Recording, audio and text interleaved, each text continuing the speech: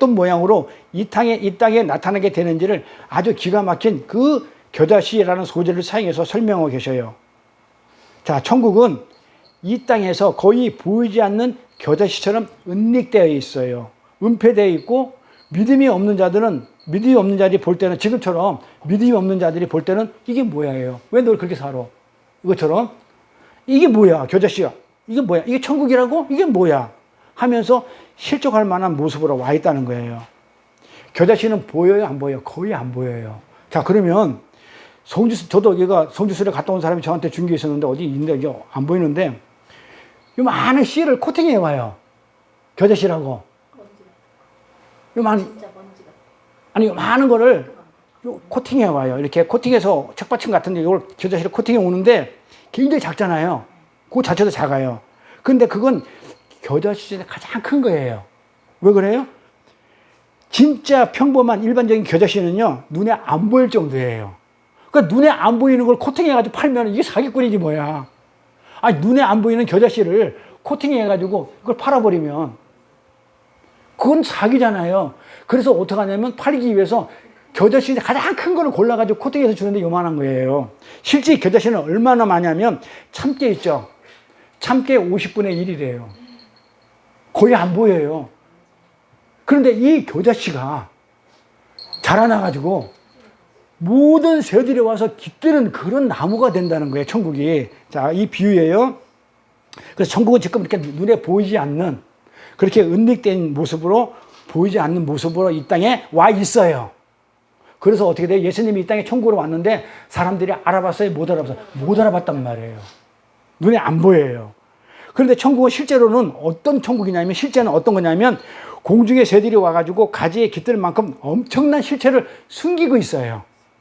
내 안에 생명이, 새 생명이 요만큼 있지만은 이게 내가 죽고 나면 이 생명이 확 커지는 그 얘기를 하고 싶은 거예요, 겨자씨가.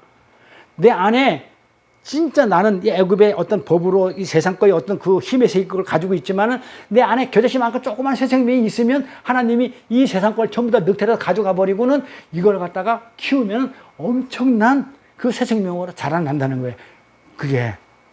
그래서 이 엄청난 실체를 숨기고 있는 게 그게 뭐냐면 천국이에요. 여기서 새들이 와서 곁든다고 그랬죠? 이 새들이라는 단어가 뭔 말이냐면 열방이라는 단어예요. 열방은 뭐예요?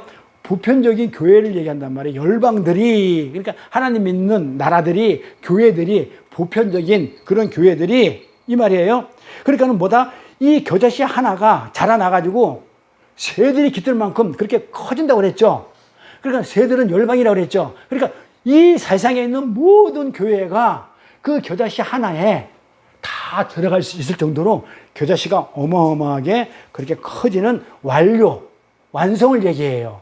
모든 교회가 그 안에 다 들어갈 수 있다. 완성이죠. 완료죠. 이렇게. 그리고 완료와 종교성을 은닉하고 있는 천국의 모습이 바로 겨자씨의 모습으로 이 세상에 들어와 있다는 거예요.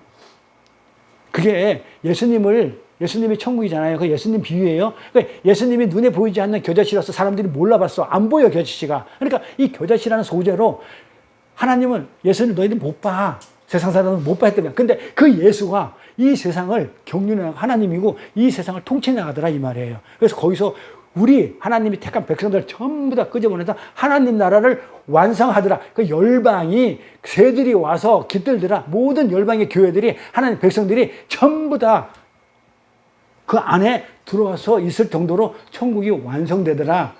지금 그 얘기를 하고 있는 거예요. 겨자씨 비유가. 그래서 세상 속에 천국으로 온 거는 보여야 돼, 안 보여야 돼요? 안 보여야 돼요. 왜요? 왜 안 보여야 돼요? 그래 예수님이 와가지고 저 하나님 맞아, 예수님 메시아 맞네요. 다 보이면 얼마나 좋아요. 근데 안 보이게 했다니까요. 이사야서에서 누가 가겠니? 제가 가겠나요? 나를 보내셔서 가. 대신에 내가 눈 가리고 내가 입 가리고 귀 가릴게. 네가 가도 네가 말해도 알아듣지 못하고 네가 봐도 못 듣게 해줄게. 이랬단 말이에요. 왜? 교도시로 와야 되는데 예수가. 그래 왜 그렇게 했냐고요. 제가 그랬죠.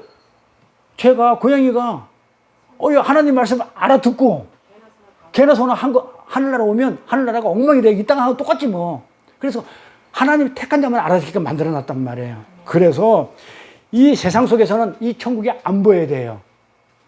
우리한테는 교회 속에서 보이지만 이 세상 속에서 천국이 안 보여야 돼요. 그래 겨자씨처럼 안 보여야 돼요. 왜? 하나님은 안 보이는, 하나님이 안 보인다 이거야. 없다 이거야. 그런 천국을 무시하고 조롱했죠. 예수를 조롱하고 핍박하고 그랬잖아요. 조롱하면서 에이 이럴 것 같으면 내가 안 믿어버려. 그러잖아요. 아까 아삽이 한 것처럼 오늘 모든 게 형통해야 되는데 돈 1,000만 원 벌는데 2,000만 원 벌게 되고 뭐 모든 게 죽을 때도 고통 없이 죽고 아프지도 않아. 이런 삶을 살고 싶은데 그게 아니라고 그러면 내가 왜 믿어? 이렇게 된단 말이야. 그걸 안 믿어. 그렇게 하는 자를 어떻게 하기 위해서 심판해야 되기 때문에 겨자씨로 와야 안 보이게 와야 돼요. 왜? 심판해야 되니까. 그렇게 조롱하는 자를 어떻게 돼요? 우리를 조롱했잖아요. 그럼 우리를 어떻게 하나님이 반드시 우리 조롱한 자를 심판하 오시잖아요. 우리를 조롱했다는 그 이유로. 그래서 심판의 빌미가 되기 위해서 천국은 보이지 않게 와야 돼요. 세상한테는 안 보여야 돼요. 그래서 세상 사람들은 안 믿는 거예요, 예수를. 안 보이니까. 그리고 길을 닫아놨기 때문에 하나님 말씀이 안 들어가요. 닫아놨기 때문에. 그게 겨자씨 같은 모습으로 천국에 왔다는 거예요. 그러니까 하나님은 하나님의 통치를 받는 것이 하나님 나라라고 했죠. 하나님의 통치를 받는 게 하나님 나라라고 했어요. 자, 그러면 지금 우리는 누구 통치를 받고 살아요? 하나님 말씀대로 살죠. 그러면 우리가 지금 뭐예요? 천국이잖아요. 그러니까 내가 하나님 나라라는 건 하나님 통치를 받는 거예요. 그러니까 내가 하나님 말씀대로 산다는 그 자체가 내가 지금 천국을 산다는 거예요. 하나님 말씀대로 사는 거. 그래서 베드로 2장 9절에 뭐라고 그러냐면 베드로에게 너희는 거룩한 나라라고 그래요. 하나님 나라라고 그래. 너희는 거룩한 하나님 나라야. 그러니까 내가 하나님 말씀대로 사니까 내가 하나님 나라예요. 우리가. 근데 세상은 뭐예요? 말씀대로 안 살죠. 모르고 겨자씨로 왔는데 보이지도 않고 하나님 나라가 보이지도 않고 또 어떻게 들리지도 않아. 거룩한 나라라고 안 하는 거죠. 그래서 국가, 나라라는 개념은 공간적인 어떤 국가기보다는 통치권을 말한다고 그랬죠. 그래서 옛날에 우리 조상들이 임금님을 뭐라고 불렀어요? 나라님이라고 불렀어요. 그러니까 임금이 나라를 다스리잖아요. 그걸 나라라는 개념을 그래서 뭐 땅, 백성, 뭐 영토, 뭐 주권 이걸 삼박자가 있어야 되는데 보통 통치권을 얘기해요. 그러니까 임금이 나라를 다스리죠. 그래서 뭐라고 다스리는 나라, 다스린다 해서 임금님을 나라님이라고 불렀다니까요. 그래서 통치권을 얘기하는 거예요. 그래서 우리가 하늘의 통치를 받는 우리는 누구다? 하늘나라예요. 천국이에요, 우리가. 근데 그 하늘나라가 없는 모습으로, 안 보이는 모습으로 이 땅에 와 있죠. 이 땅에 와 존재하는 거예요. 근데 세상은 뭘 추구하고 있냐면 그 겨자 나무를 추구해요. 큰 나무를. 근데 어떻게 돼요? 그런데 그 나무 앞에서 조그맣게 보이지 않는 겨자씨로 존재하는 게 성도예요. 똑같은 얘기죠.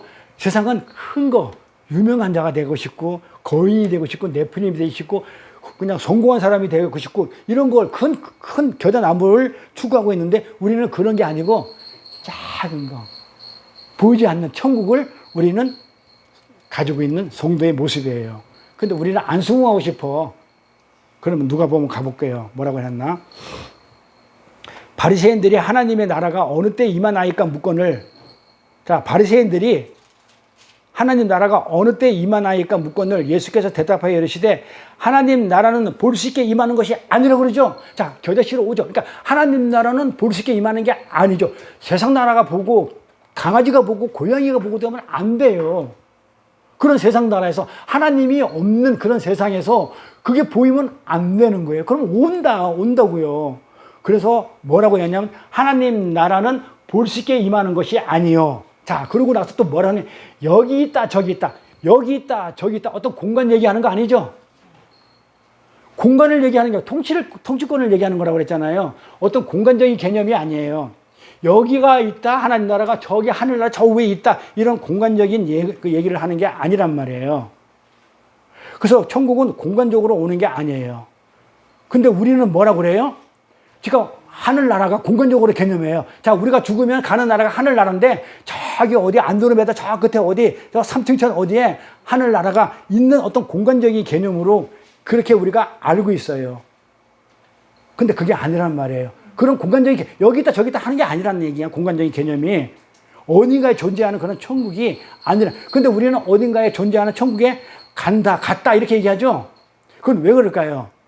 자, 이거 사도시대 때단 말이에요. 누가복음은 예수님의 제자시대 때인데 이 초대교회 때, 사도시대 때 아직까지 신학이 정립이 안 됐어요. 안 됐고, 그때 당시에 이 세계를 장악하고 있던 게 헬라 문명이에요. 그리스 문명, 헬라 문명이 있다고요. 그래서 그때 당시에 무슨 뭐 소크라테스니 플라톤이니 이런 철학가들이 엄청나게 나올 때 그 시절에 이 성경하고 서로 대립이 됐단 말이에요. 철학하고. 철학은 인본주의고, 요거는 신본주의니까.